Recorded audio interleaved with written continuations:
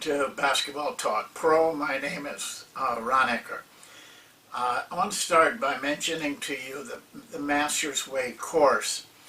Of course, we always want more people to take it, and we're pretty well started now with the initial group. And I have to hold off any new members for the time being. I'm not sure how long that period will be. It could be a couple weeks, could be 3 weeks. But because the sale is going on now, which you can save yourself quite a bit of money, if you want to nail down that sale price, if you would, we would just ask for a $50 deposit, and you can do that through PayPal. Just go to PayPal, www.paypal.com, and then send it to my email address, and that will make sure that you get the sale price in the event. And I'm pretty likely to do this, that it will go beyond the the end of March, so you retain the sales price. Well, now we're starting on an area that I think is very important to coaching: how you present material, new material. And also on a day-to-day basis to your players. This is where the art comes in. I mean, you could take the same lesson plan exactly and have 3 or 4 different coaches coach it to their players. It would all probably be a little bit different. But some coaches turn it into an art form, and it should be, because we have statistics, we have science, we have technique, we have all those things, books, but you have to go out on the floor and in a compelling way present material to your players, and this is art. And so I decided that I wanted to give you as much help as I could, but it does tend to be a personal thing, that you develop a method of this presenting that, in my opinion, is now the art of coaching, not the nuts and bolts. This is where it all comes about. First of all, let me explain, though, what new material is and what I mean. Actually, your first day of practice, all your material is new. I don't even care if you have most of your players coming back from another year. You should always present your first practice like you didn't have any veterans. They were all new. Because they forget, and they also hear it a little bit differently than they may have heard it the first time, only because their ears are different. They're more attuned to what little details are important a second time around. Plus, I'm sure you've got a couple new players there. But during the season, you're adding things as you go along, and each one of these new things that you bring in is new learning for those players, and you have to remember that. Don't just think that they can pick up anything. That's not fair to the players, and it really is not fair as far as your responsibility is concerned. Your responsibility is to make it possible for these players to learn the things that you're presenting to them. So I've got about 5 things. I think I could have 15.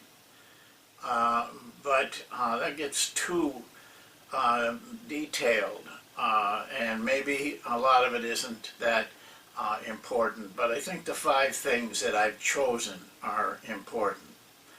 I'm not going to put these on the board. I'm not going to have have them written out. You're going to have to take notes, and careful notes to give yourself, a chance to go through them again and know what you're doing. The very first thing and the most important thing is be prepared. I see coaches literally deciding on a drill in the middle of practice and then throwing it at the players. Not unusual. I'm surprised at that. Never do that. You're really doing an injustice to the players. You haven't prepared it. You can't just throw something at them. Prepare. We've given you some steps in preparing. First of all, you have to have a purpose for running that drill. What is the drill to do? Don't just because you saw it at a clinic that you think it's going to be a good drill. What are you trying to achieve with that drill?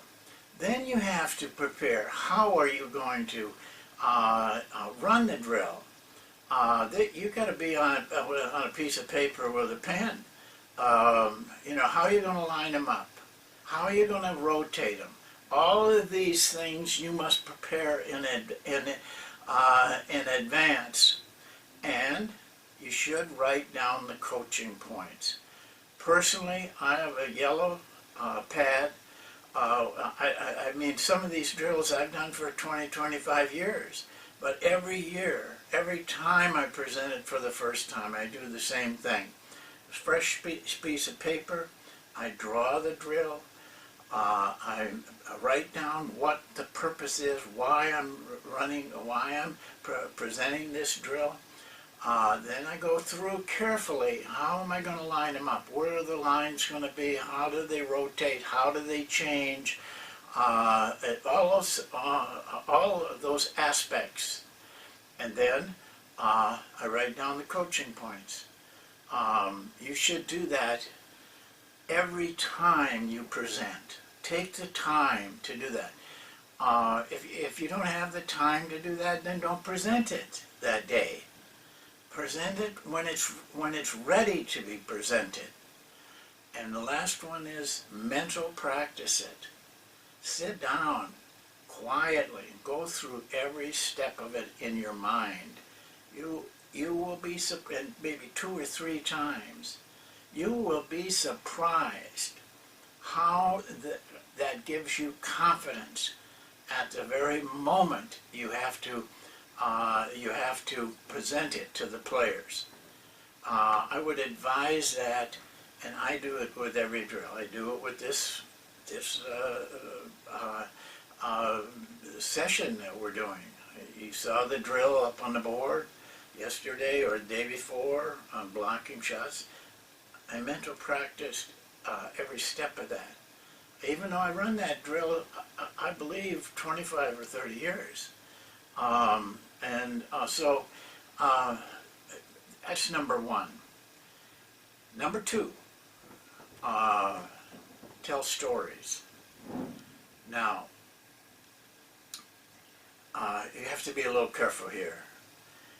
Stories have a way of bringing out a point, but first of all, every story you tell has to have a point. What point are you trying to get across?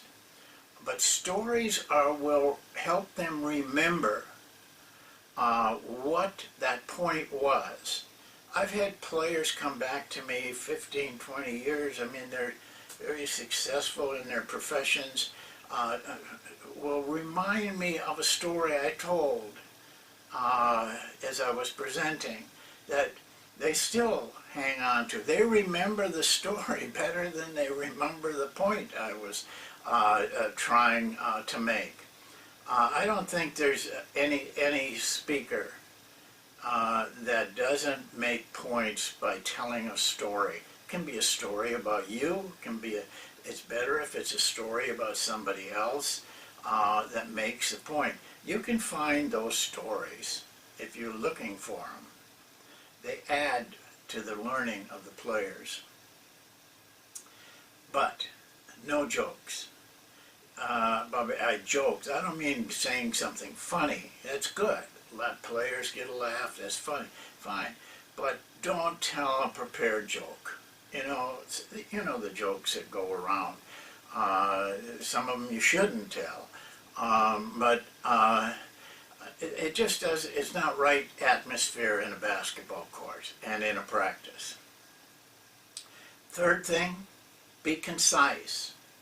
Practice your language so that the points are made very concisely, very clearly, and that takes some practice, and that takes some years of practice to be able to speak like that. And remember, you don't need to tell them everything this first day. You got a long period of time that you're going to coach them through this. There'll be a lot of coaching, a lot of things said as you go through this. You don't need to tell it all in the first day. I think I've talked to you about the Monk offense. They have a number of rules. First day, they don't get more than about 2 or 3 of those rules. And I teach those rules to them as things come up. And it's the same thing with anything you're doing, an offense, a defense, a drill, whatever. You'll have time. You'll add to this every day. You don't need to say it all in the first day. Fourth thing, substance. By that I mean honesty. Be honest when you present. You want them to hear the truth.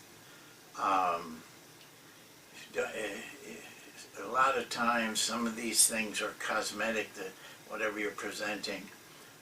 To me, I call it fluff. It's not necessary. Make sure that what you're presenting and how you present it has substance to it, has meat to it. If you've done everything correctly up to this point, it should have substance. But stay honest with your players. Don't say things that you just think would sound good. That's fluff. That's cosmetic. It's not substance. So be careful of that. The last point, number 5, passion. Please be passionate about what you're teaching the players. Passion will come through. You don't need to talk about it. Show it. Feel it. Probably more than anything else, you have to feel it. What you're presenting to your players, you must be passionate about. I have seen drills taught to players where the coach is like a monotone. No feeling to it. How are you going to get the players to be passionate about it, to really take an interest in it? They will feel your passion. You don't have to change yourself. You can be yourself, but be passionate about what you're giving the players. My rule to you is this: if you can't be passionate about what you're teaching, what you're trying to help the players learn, don't do it. Don't do that drill. Don't do that offense. So you learned it from some big name in a clinic, but you're really not into it. It's just basically you're killing time. It's fluff. You got to believe in it. No one should believe in it more than you. Don't worry. The players will know. Don't underestimate the players. Players know. Players are smart. They're intuitively smart. They know. First of all, they know. Do you know what you're talking about? They know. They also know if this really is something important through your passion that you show because you're passionate. You can't. That's cosmetic too. Don't say, well, I think this is a good drill. I got to be passionate about it. That don't work. Players will see right through that, and you lose some real face with them. You have to have that passion for it yourself. As I started out to say, this is the art of coaching. Some people can do it. Some people don't do it very well. You want to be the ones that can do it. And don't feel bad if you blow it one day. Things don't come off very well. Don't feel bad about that. Just go back the next day. This will take years of practice so that, and doing the same thing. If you're doing the same thing year after year, like the top coaches do, they know this thing so well that they turn it into an art form. And that's what you want to get to. That's what you want to do. But start now. Start to learn how to do this. You may think you know how to do it. You may think you are doing it, and maybe you are doing it. Because I got guys on here that watch this that are very experienced coaches. And I'm sure that they know the same things I'm telling you. But learn how to do it. Even if you are experienced, you may not be doing it. You may need to brush up on this. That's it for today. Thanks for listening, as always. And a lot of basketball coming up. I'm excited. I love to watch this high-level competition in both the colleges and the NBA. So we'll see you next time. Thanks for listening.